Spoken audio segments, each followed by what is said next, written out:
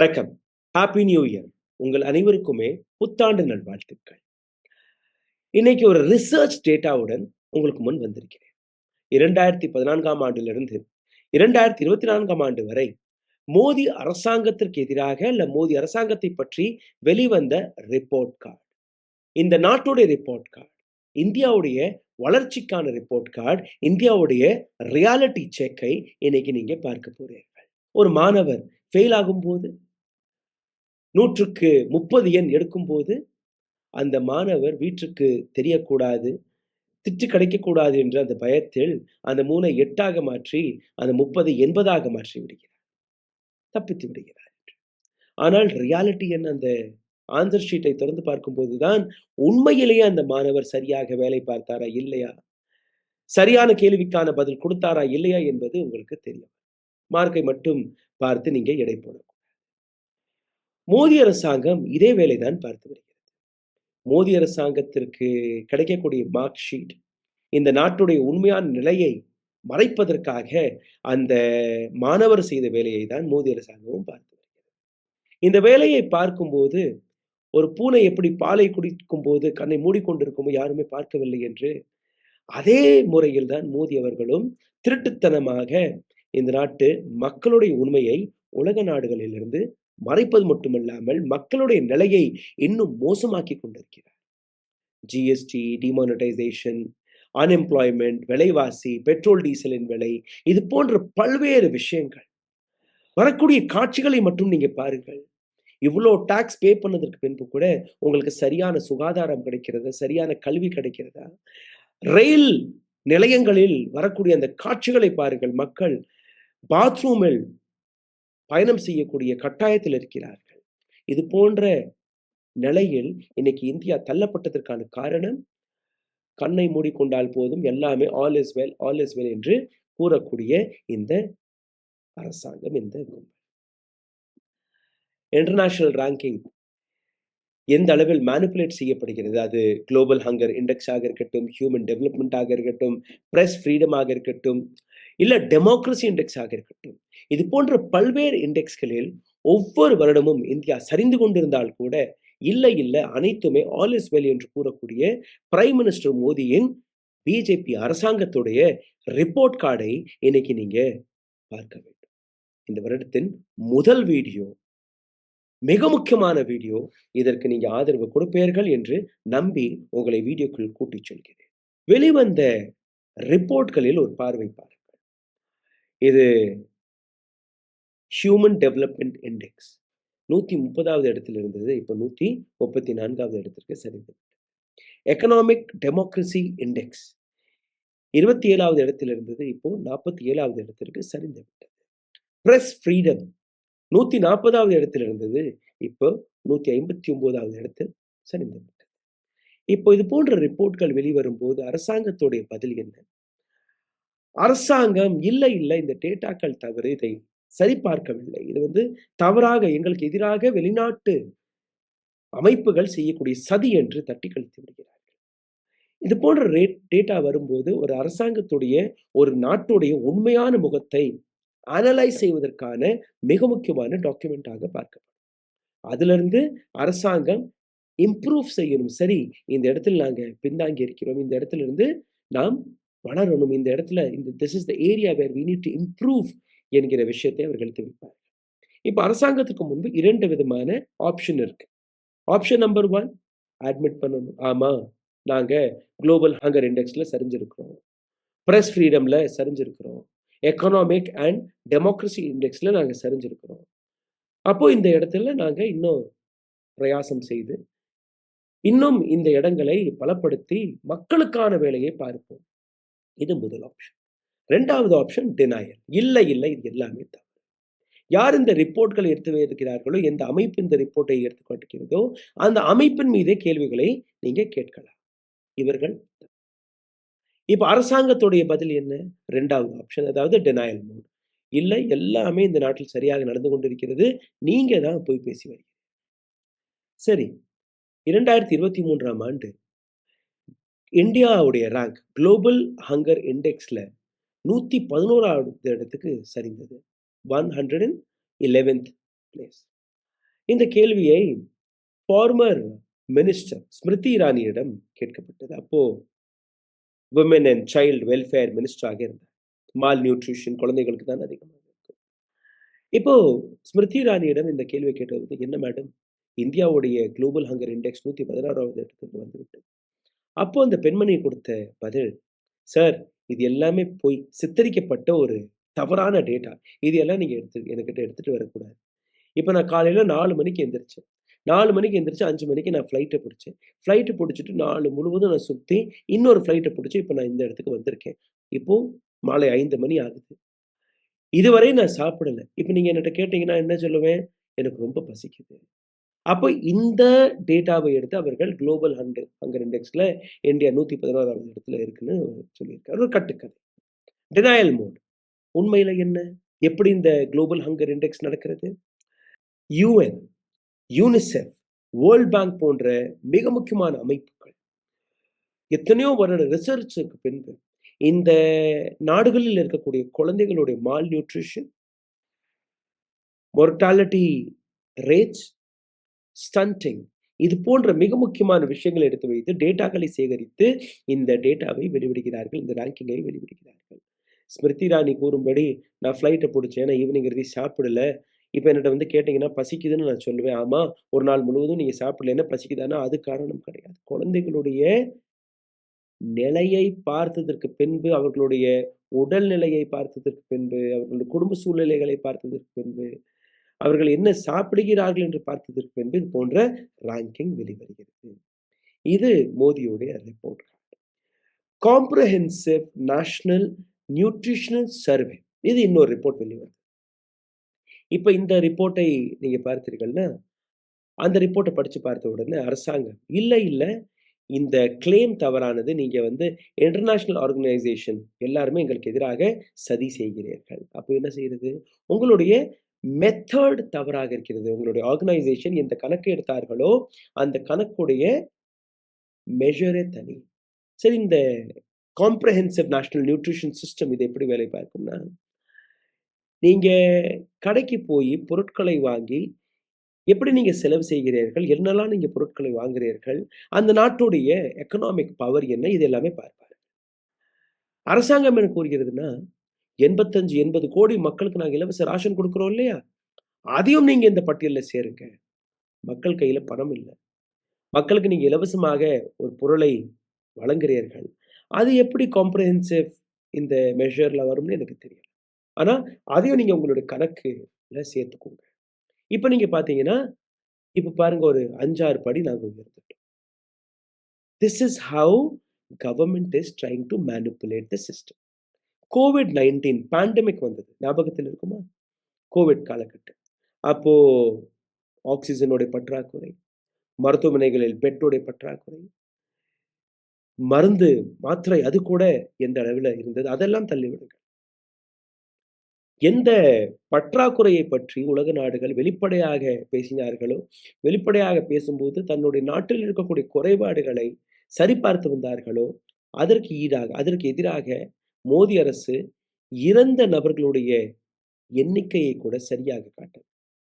கோவிட்ல நடந்த பல்வேறு பல்வேறு மேனிபுலேட்டிவ் டேட்டாஸ்களை அவர்கள் வெளிவிடவில்லை.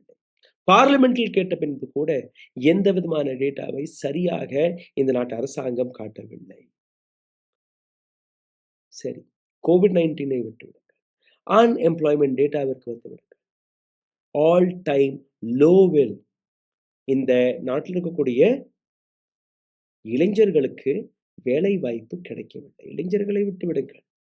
பல பேர் இன்னைக்கு வேலை வாய்ப்புகளை இழந்து விவசாய தொழிலுக்கு இல்ல கூலி தொழிலாளியாக மாறி வருகிறார்கள். இது எல்லாமே இந்த நாட்டு அரசாங்கம் மேனிபுலேஷன் செய்து இந்த டேட்டாவை மறைக்கிறார். சரி, இப்போ இந்த டேட்டாக்களை மேனிபுலேட் செய்தால் என்ன நடக்கும் என்று நீங்க பாருங்க. ஏன்னா இம்பாக்ட் இருக்கணுமா இல்லையா? என்ன நீங்க இழக்கிறீர்கள்? இது இந்த நாட்டுடைய உண்மைத்தனத்தை, கிரவுண்ட் ரியாலிட்டியை ஒட்டுமொத்தமாக அழித்து விடுகிறது. டெஸ்ட்ராய் செய்து விடுகிறது. ஆக்சுவல் கிரவுண்ட் ரியாலிட்டி என்னவென்று யாருக்குமே தெரிவது. இது மட்டுமல்ல, economic indicator, slowing economy, rising டெப்த், கடன் அதிகமாகிறது. பொருளாதார ரீதியாக எந்த அளவில் நாம் சரிந்து கொண்டிருக்கிறோம். ஈக்குவாலிட்டி ஆஃப் லைஃப், சமமான வாழ்க்கையை நாம் வாழ்ந்து வருகிறோமா? சமமான வாழ்க்கைனா, அம்பானியுடன் உங்களை ஒப்பிட்டு பார்க்கவில்லை. ஒரு ஒரு சாதாரணமாக 3 நேரம் உங்களுக்கு 3 வேளை உணவு கிடைக்கிறதா இல்லையா? மாதம்தோறும் உங்கள் கையில் போதுமான அளவில் வருமானம் வருகிறதா இல்லை? உங்களோட குழந்தைகள் பள்ளிக்கு சரியாக போறார்களா இல்லையா? உங்களுக்கு சரியான மருத்துவம் கிடைக்கிறதா? இது மாரியான ஒரு பேசிக் இன்ஃப்ராஸ்ட்ரக்சர் சமமாக கிடைக்கிறதானா? கிடையாது. இப்போ இது போன்ற டேட்டா வரும்போது நாங்க ஆல் இஸ் வெல் ரெஃப்யூஸ் செய்கிறது, அக்னாலஜ் செய்வதல்ல. அரசாங்கம் அதை ஒப்புக்கொள்வதல்ல, அதை எதிர்க்கிறார்கள். அப்ப என்ன ஆகுது? மக்களுக்கு அந்த உண்மையை போய் சேர்வதில்ல. உண்மையான ரியாலிட்டியை போய் சேர்வதில்ல. ஹிந்து ராஷ்டிரா என்று ஒரு ஒரு கோஷத்தை கையில் கொடுத்து, ஜெய் ஸ்ரீராம், ஜெய் ஸ்ரீராம் என்று உங்களை கூறச் சொல்லி, நாட்டுடைய உண்மையான நிலையை கூட இவர்கள் எடுத்து வைப்பதில் ஃபெயில் ஆகி வருகிறார்கள். அதனால் இந்த டேட்டா மேனிபுலேஷன் நடக்குது. இந்த பதிவில் ரொம்பவே ஆழமான டேட்டாக்களை இதற்கு மேல் நான் கூறப்போகிறேன். அதனால் பேப்பர் பேனா வேணாலும் எடுத்துக்கொள்ளுங்கள், இல்லை ஸ்கிரீன்ஷாட் எடுத்து வச்சுக் கொள்ளுங்கள். உங்களுக்கு புரிய வரும். இது போன்ற வீடியோக்களை எழுதுவது, இது போன்ற வீடியோக்களை ரெக்கார்ட் செய்வதற்கு நீண்ட நாட்களுக்கான ஒரு ரிசர்ச் தேவைப்படுகிறது. ஆகையால் எங்கள் போன்ற இண்டிபெண்டன்ட் மீடியா ஹவுசஸ்களை பலப்படுத்துவதற்காக கீழே எழுதியிருக்கக்கூடிய யூபிஐ ஐடியில் உங்களுடைய ஆதரவை தயவு செய்து செலுத்துங்கள். எங்கள் போன்ற மீடியா ஹவுசஸ்களையும் இவர்கள் இன்னும் ஒரு சில நாட்களில் அழித்து விடுவார்கள். அதிலிருந்து நீங்க எங்களை மீட்டெடுக்க வேண்டும், இல்லை பாதுகாக்க வேண்டும். இப்ப அரசாங்கத்துடைய 3 மேஜர் மெஷர்ஸ்களை கொஞ்சம் பாருங்க. முதல், டினையல் மோட். அதாவது நெகட்டிவ் ரேங்கிங்கள் வரும்போது அந்த ரேங்கிங், அதாவது இது வந்து பயஸ்டா இருக்கு, இன்கரெக்ட் டேட்டா அப்படின்னு அரசாங்கம் டினைல் செய்கிறது. உதாரணத்திற்கு COVID-19ல வெளிவந்த விஷயங்களாக இருக்கட்டும், அல்ல அங்க எவ்வளோ சிவியாரிட்டியான டெத்ஸ் நடந்தது நான் உங்களுக்கு உதாரணமாக எடுத்து காட்டினேன். டேட்டா டேம்பரிங் எப்படி நடக்குது நீங்க பார்த்தீர்கள்னா, அந்த ஃப்ரீ ரேஷன் டிஸ்ட்ரிபியூஷன் உங்களுக்கு எடுத்து காட்டினேன். சப்ரஷன் ஆஃப் டேட்டா நீங்க பார்த்தீங்கன்னா, இன்னைக்கு வரை 2011ஆம் ஆண்டு எடுத்த அந்த சென்சஸை மட்டும் தான், கணக்கெடுப்பை, மக்கள் தொகை கணக்கெடுப்பை மட்டும் தான் நம்ம வைத்திருக்கிறோம். அந்த சென்சஸ் டேட்டாவை கூட நீங்க ஒவ்வொரு 11வது வருடம், அதாவது 10 வருடம் முடிஞ்சு 11வது வருடம் நீங்க எடுக்கணும். மோடி அரசாங்கம் என்ன கூறுகிறதுன்னா, இல்ல அப்போ வந்து பேண்டமிக் வந்துருச்சு, கோவிட் இருந்தது, அதனால நாங்க எடுக்கல. கோவிட்ல நீங்க எலெக்ஷன் நடத்தலாம், தேர்தல் பிரச்சாரத்திற்கு போகலாம், ஆனால் சென்சஸ் எடுக்கல. சரி, ஓகே. இப்போ நாம் 2025ஆம் ஆண்டில் இருக்கிறோம். இன்னைக்கு வரை ஏன் அந்த சென்சஸ் எடுக்கப்படவில்லை? 2024 லோக்சபா எலெக்ஷன் நடந்துவிட்டது. இதை தாண்டி பல்வேறு எலெக்ஷனை நீங்க நடத்தினீர்கள். ஆனால் சென்சஸ் மட்டும் எடுக்கக்கூடாது. ஸோ இது வந்து மால் பிராக்டிஸ். 2014 to 2024ல இந்த 10 வருடத்துல எந்த விதமான மாற்றங்கள் நடந்தது? உலக நாடுகள் கொடுத்த அந்த ரேங்கிங்கை அதையும் நீங்க பாருங்கள். 2014ஆம் ஆண்டு ஹியூமன் டெவலப்மெண்ட் இண்டெக்ஸ் 130, 2024ஆம் ஆண்டு 134. அரசாங்கத்துடைய பதில் டினைட். இல்ல, இதெல்லாம் தவறான டேட்டா. டெமோக்ரசி இண்டெக்ஸ் 27, இப்போ 47. அரசாங்கத்துடைய பதில் ஃப்ளாட் டெமோக்ரசி, ஹைபிரிட் ரெஜீம். தவறான டேட்டாவை உலக நாடுகள் எடுத்து வைக்கிறார்கள். குளோபல் ஹங்கர் இண்டெக்ஸ், ஸ்மிருதி இரானியுடைய பதிலை எடுத்து காட்டினேன், 55லிருந்து 105. Massive decline. இது நடக்கவே இல்லைங்க. நாட்டுல நீங்க பார்த்தீங்கன்னா, மோடிஜி 80 கோடி மக்களுக்கு ரேஷன் கொடுக்கிறார்கள். எப்படி யாருமே பட்னியாக இருக்க போறார்கள்? தவறு. பிரஸ் ஃப்ரீடம் இண்டெக்ஸ் 140, இப்ப 159. அலார்ம்ட், ரொம்ப பெரிய ஆபத்தான நிலை, பிரஸ் ஃப்ரீடம். அதையும் அரசாங்கம் டினை செய்யும். கரப்ஷன், நாட்டில் நான் எந்த விதமான கரப்ஷன், ஊழலையும் பொறுத்துக்கொள்ள மாட்டேன், நான் மேபி சௌக்கிதார் என்று கூறக்கூடிய அதே பிரைம் மினிஸ்டருடைய நிலை 85வது இடத்துல இருந்தது 2014ஆம் ஆண்டு, இன்னைக்கு 93வது இடத்தில் சரிந்துவிட்டது.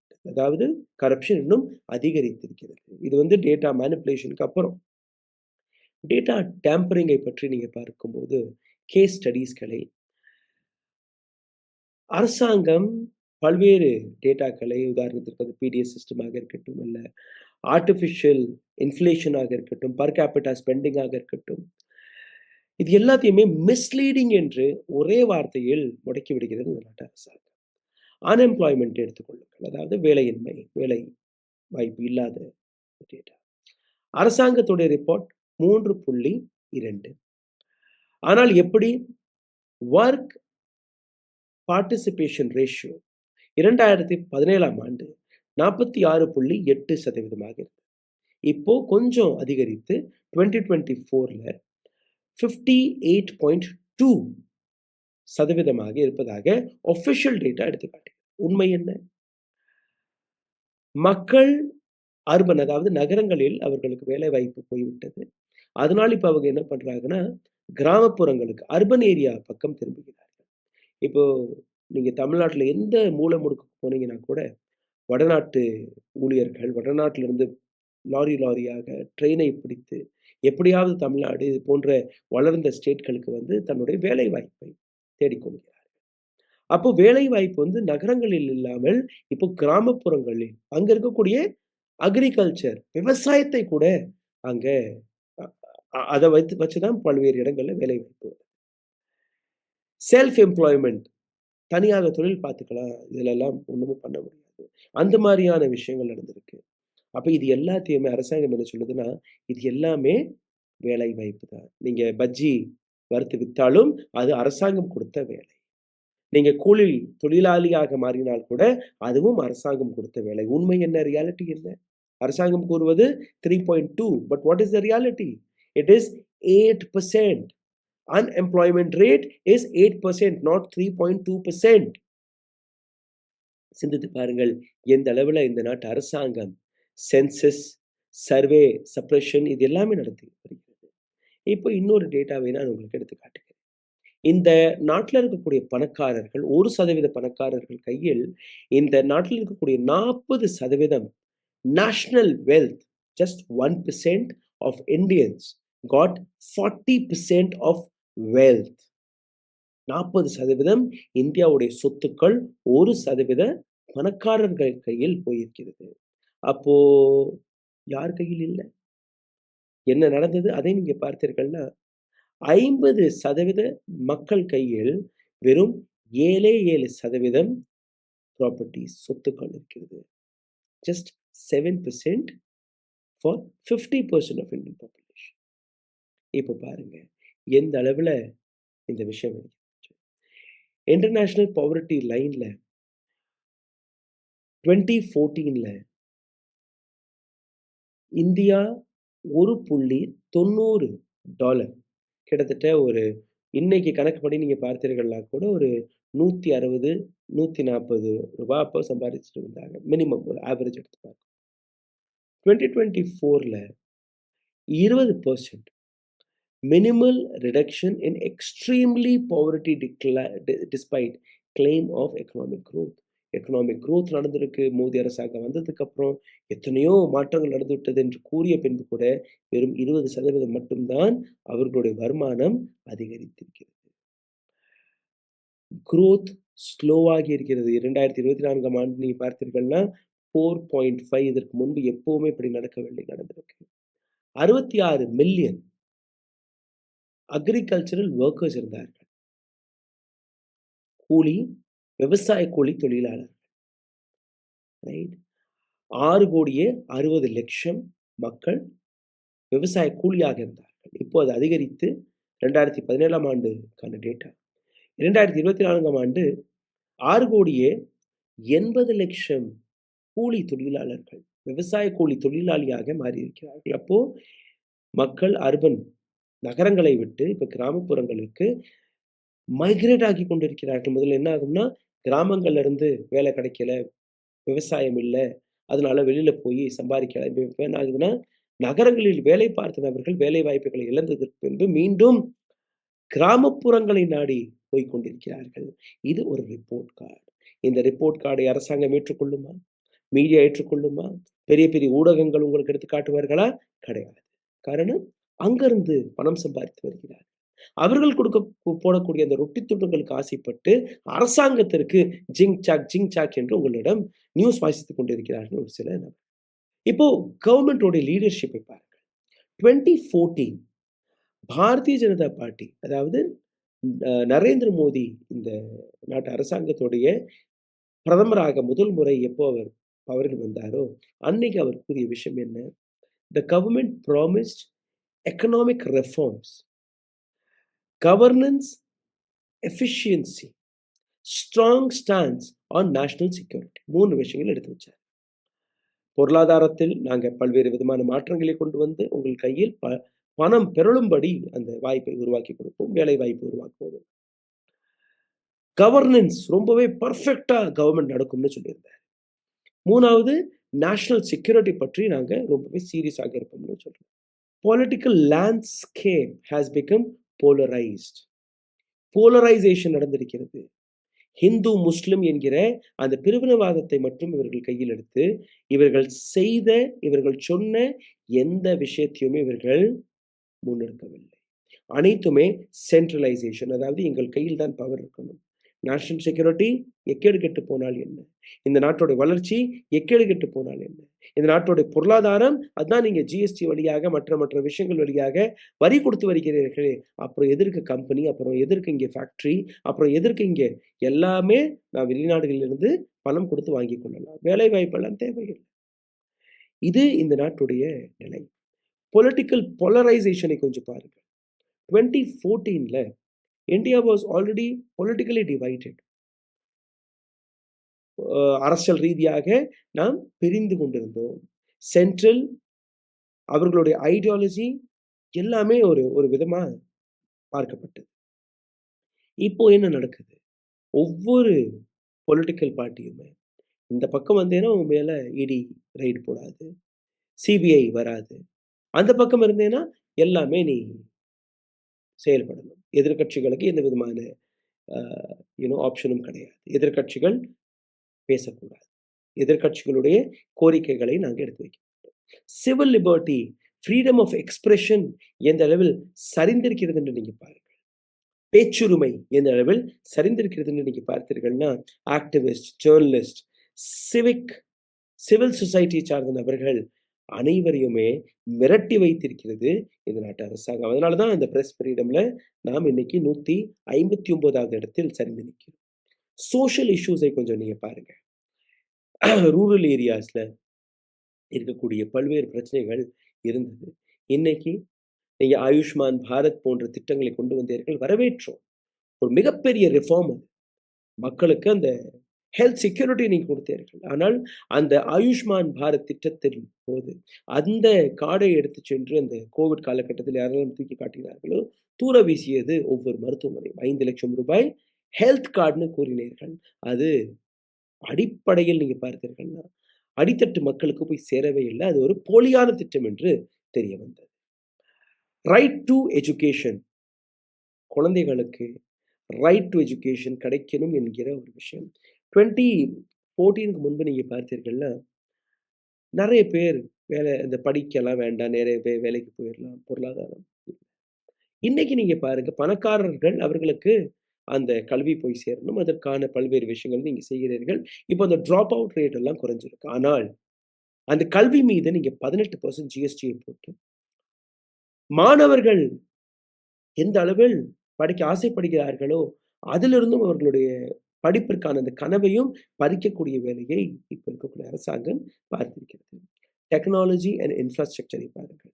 2014க்கு முன்பு நீங்க பார்த்தீர்கள்னா, இன்டர்நெட் வெறும் 19% மக்கள் கையில் தான் இருந்தது. இன்னைக்கு 50% மேற்பட்ட மக்கள் இந்தியாவில் இருக்கக்கூடிய மோர் தென் 50% Indians are using internet.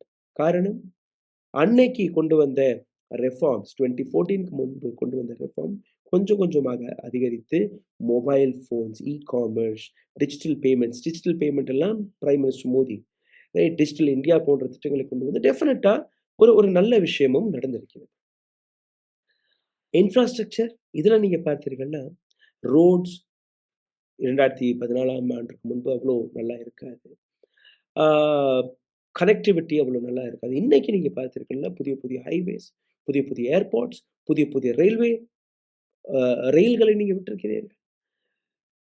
Vande Bharat போன்ற ரயில்கள் வந்திருக்கிறது. ஆனால் மக்களிடம் அது போய் சேர்கிறதா? பாலங்கள், திறந்த 2வது மாதம் இடிந்து விழுகிறது, அல்ல அதற்கு முன்பே விழுந்தது. ஏர்போர்ட்களும் அதே நிலையில். ரயில்வே எந்த ரயில் இந்த நாட்டில இருக்கக்கூடிய ஏழைகளுக்காக பயன்பட்டு வந்ததோ, இன்னைக்கு ஏழைகள் பாத்ரூம்களில் பயணம் செல்லக்கூடிய அந்த நிலையில் இருக்கிறார்கள். டிக்கெட் எடுத்து போனீங்கன்னா கூட உங்களுக்கு அந்த பெர்த் ரிசர்வ்ட் சீட்ல கூட உங்களால உட்கார முடியாது. யாரோ வந்து மிரட்டி அந்த இடத்துல வந்து உட்கார்றாங்க. ஏன்னா பயணிக்கிறதற்கு அந்த இடமே கிடையாது. கூட்டம் கூட்டமாக நீங்க மக்களை நெரிக்கக்கூடிய வேலையை பார்க்கிறீர்கள். ஆபத்தான நிலை. 1,25,00,000 கோடி ரூபாய். Ahmedabad to Mumbai. India's super fast train, bullet train நீங்க கொண்டு வர பார்த்தீர்கள். இந்தியா முழுவதும் இருக்கக்கூடிய அனைத்து ரயில் நெட்வொர்க்ல அந்த சேஃப் கார்ட் கோயிலேஷன் அந்த அந்த கோயிலேஷன் நடக்காத அந்த விஷயம் கவச்சம் நீங்க கொண்டு வந்தீர்கள். அதை ஒட்டுமொத்த இந்தியாவில் ஆக்சிடென்டே நடக்காமல் தடுப்பதற்காக செலவாகக்கூடிய பணம் வெறும் 68,000 கோடி ரூபாய். ஒரே ஒரு ட்ராக் அஹமதாபாத் டு மும்பை 1,25,00,000 கோடி ரூபாய். ஒட்டுமொத்த இந்தியாவில் இருக்கக்கூடிய பயணிகளுக்கான பாதுகாப்பு வெறும் 68,000 கோடி ரூபாய். எதை நீங்க பிரிஃபர் செய்வீர்கள்? 68,000 ஒட்டுமொத்த இந்தியாவில் இருக்கக்கூடிய பயணிகளுடைய உயிர், அல்ல ஒரே ஒரு நெட்வொர்க். நீங்க எதை தேர்வு செய்தீர்கள்? உங்களுக்கு புரியும். இதே போன்ற கிளைமேட்டிக் சேஞ்ச்க்கு நீங்க வந்தீங்கன்னா 2014ல மிகப்பெரிய இஷ்யூ கிளைமேட்டிக் சேஞ்ச். இன்னைக்கும் அது தடுத்து நிறுத்தப்பட்டதுன்னா இல்ல, கிடையாது. அது அப்படியே தான் இருக்கு. இது போன்ற பட்டியலை போட்டுக் கொண்டிருந்து பார்த்தீர்கள்னா, ஒரு நீண்ட பட்டியலை நாம் தொடர்ந்து பேசிக் கொண்டிருக்கலாம். ஆனால் இந்த இடத்துல இன்னொரு மிக முக்கியமான விஷயத்தை நீங்க பார்க்கணும். மோடியோடைய எக்கனாமிக் ரிஃபார்ம் 2014-2024ல ஜிஎஸ்டி, மன்மோகன் சிங் அவர்கள் கொண்டு வந்த ஜிஎஸ்டிக்கும் இவர்கள் கொண்டு வந்த ஜிஎஸ்டிக்கும் ஏராளமான வித்தியாசம். 0-12, இங்க 5-28, 35 வரப்போகுது. ஒரே ஜிஎஸ்டி இருந்தால் போதும். அதிகமான டாக்ஸை எல்லாம் போடாதீர்கள். மக்களுக்கு நீங்க சுலபமான டாக்ஸ் ப்ராசஸை கொடுக்கணும் என்று அவர் பார்த்த கனவு. இவர்கள் ஜிஎஸ்டி, செஸ், டெவலப்மெண்ட் சார்ஜ், அந்த சார்ஜ், இந்த சார்ஜ், இன்கம் டாக்ஸ், வருமான வரி அனைத்தையுமே போட்டு உங்களிடமிருந்து கிட்டத்தட்ட 60-70% வரை உங்களுடைய வருமானத்திலிருந்து அரசாங்கம் பிடுங்கிக் கொண்டிருக்கிறது. இது இவர்களுடைய மேக் இன் இண்டியா என்ன, digital India, start up India, ஆதாருடைய இது இணைப்பு, இது எல்லாமே அரசியல் ரீதியாக இவர்கள் கொண்டு வந்த திட்டங்களாக தான் பார்க்கப்படுது. ஃபைனான்சியல் இன்க்ளூஷன், இதுவும் இந்த இதில் நடந்தது. ஏழைகளுடைய நிலை இன்னும் மோசமாகி கொண்டிருக்கு. பிரதான் மந்திரி ஆவாச யோஜனா, ரூரல் இந்தியாவிற்காக நீங்க திட்டத்தை கொண்டு வந்தீர்கள். அதன்படி ஒரு ரிப்போர்ட்டர்ஸ் கலெக்டிவ் உடைய ஒரு ரிப்போர்ட் இப்போ சமீபத்தில் வெளிவந்தது. அந்த ரிப்போர்ட்டுக்கான லிங்கையும் நான் கீழே கொடுக்க பார்க்கிறேன். 2014ல அச்சே தின் ஆயேங்கேன்னு நீங்க கூறினீர்கள். 2014-2024 இன்கம் ஈக்வாலிட்டி, வருமானம் எவ்வளவு இன்இக்வாலிட்டியாக இருக்கிறது, growth டிஸ்ட்ரிபியூஷன் எப்படி குறைந்திருக்கிறது, இம்பாக்ட் ஆன் மார்ஜினலைஸ்ட் கம்யூனிட்டி, இதுல எவ்வளவு பெரிய இம்பாக்ட் நடந்திருக்கிறது, அனைத்துமே நடந்திருக்கிறது. குட்ஸ் அண்ட் சர்வீஸ் டாக்ஸ் நீங்க 2017ல கொண்டுட்டு வந்தீங்க. இன்னைக்கு அந்த பாப்கார்னுக்கு கூட நீங்க வரியை போட தொடங்கி விட்டீர்கள். அதுவும் உப்பு போட்டா ஒரு வரி, மசாலா போட்டா ஒரு வரி, இனிப்பு போட்டா ஒரு வரி. ஸோ இது போன்ற பல்வேறு வித்தியாசங்களை, பல்வேறு விஷயங்களை நீங்க செய்ததற்கு பின்பு இந்த நாட்டு மக்களுக்கு என்ன கிடைத்தது என்றால், விலைவாசி, வேலைவாய்ப்பு கிடைக்கவில்லை, மக்களுடைய வாழ்க்கை தரம் சரிந்து கொண்டிருக்கிறது. கல்வி சரியாக போகிறதானா, கல்வி மீது நீங்க டாக்ஸ் போட்டிருக்கிறீர்கள். ஹெல்த்தை பற்றி பேசணும்னா, ஹெல்த் மீது நீங்க டாக்ஸ் போட்டு வருகிறீர்கள். அப்போ இந்த நாட்டில் இருக்கக்கூடிய மக்களுடைய நிலை 2014-2024 எப்படி மாறி இருக்கிறது நீங்க பார்த்தீர்கள்னா, நெகட்டிவாக மாறி இருக்கிறது. நெகட்டிவான ரிப்போர்ட்ஸ்கள் வரும்போது, அந்த ரிப்போர்ட் தவறு. அவர்கள் கொண்டு வந்த டேட்டா தவறு. அந்த டேட்டாவை டினைல் செய்து விடலாம்.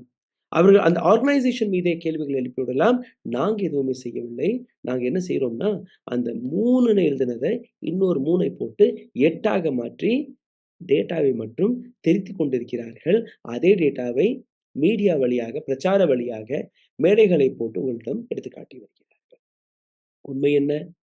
ரியாலிட்டி செக் என்ன? இந்தியாவுடைய நிலை மோசமாக சரிந்து கொண்டிருக்கிறது. இந்த புத்தாண்டில் இந்த நியூ இயர் ரெசல்யூஷனாக எடுத்துக் கொள்ளுங்கள். உங்களுக்கு முன்பு ஒரு டேட்டாவை கொண்டு வரும்போது, இப்போ தேர்தல் ஆணையம் அவர்கள் கொண்டு வந்த திட்டத்தை நீங்க பார்த்தீர்கள்னா, இதற்கு மேல் தேர்தலை பற்றி எந்த விதமான இன்ஃபர்மேஷனும் உங்களுக்கு ஆர்டிஐ வழியாக கொடுக்கப்படாது. தேர்தல் ஆணையம் நினைச்சால் உங்களுக்கு பதில் கொடுக்கும், நினைக்கலைன்னா பதில் கொடுக்காது. ஆர்டிஐ இந்த டேட்டா வந்து கடைசி டேட்டாவா எடுத்துக்கொள்ளுங்கள். இதுக்கப்புறம் டேட்டாலாம் வெளியில வராது. ஆர்டிஐலயும் பல்வேறு மாற்றங்களை கொண்டு வந்திருக்கிறார்கள். கடந்த 4 வருஷமா ஆர்டிஐ அந்த கமிஷனர் பதவி இன்னும் எம்ப்டியாக தான் இருக்கிறது. யாரையுமே அந்த இடத்துல அமர வைக்கவில்லை. அப்போ ஆர்டிஐ வழியாகவும் இது போன்ற டேட்டாக்கள் வெளியே வராது. எலெக்ஷன் கமிஷன் ஆஃப் இந்தியா எந்த டேட்டாவும் கொடுக்காது. அரசாங்கம் எந்தெந்த டேட்டாக்களை வெளிவிட்டுக் கொண்டிருந்ததோ அதுவும் கிடையாது. பார்லிமெண்ட்ல போய் நீங்க கேள்வி கேட்டீர்கள்னா எங்களுக்கு தெரியாதுன்னு கூறிவிடுவார். மாணவர்கள் ரோட்டில் இறங்கி போராடும் போது அவர்கள் மீது நீங்க தடியடியை போடுவீர்கள். ஆனால் நாங்க 10 லட்சம் வேலை வாய்ப்பை கொடுத்து விட்டோம் என்று தன்னைத்தானே முதுகை தட்டி கொண்டிருப்பீர்கள். Number 1 state Uttar Pradesh, number 1 state Bihar. இது போன்ற தவறான டேட்டாக்களை மட்டுமே காட்டி நீங்க யாரை ஏமாற்ற பார்க்கிறீர்கள் என்கிற அந்த கேள்வியை இதற்கு மேல் மக்கள் கேட்க வேண்டும். இந்த வீடியோவை தயவு செய்து பகிருங்கள். இது உங்களுக்கல்ல, இந்த நாட்டிற்கான சேவையாக நீங்க பாருங்கள். இதற்கு பின்பு பல்வேறு நாட்களுக்கான உழைப்பு, பல்வேறு நபர்களுடைய உழைப்பு இருக்கிறது. இந்த டேட்டாவை வீணாக்கி விடாதீர்கள். இந்த வீடியோ குறைஞ்சபட்சம் 1 லட்சம் நபர்கள் அல்ல 10 லட்சம் நபர்களுக்கு போய் சேர வேண்டும். அதற்கான பொறுப்பு உங்கள் கையில் இருக்கிறது. நன்றி, வணக்கம். ஊடகம் கார்ப்பரேட் அரசியல்வாதிகளின் கைப்பாவையாக அடிமைகளாக இருந்தது போதும். இனி சாட்டை எடுத்து சுழற்றும் நேரம் வந்துவிட்டது. ஊடகம் பொதுமக்களாகிய உங்களுக்காக, உங்களாலேயே இயக்கப்பட வேண்டும். ஊடக சுதந்திரத்திற்காக உங்களின் பங்களிப்பை இன்றே அளித்திடுங்கள்.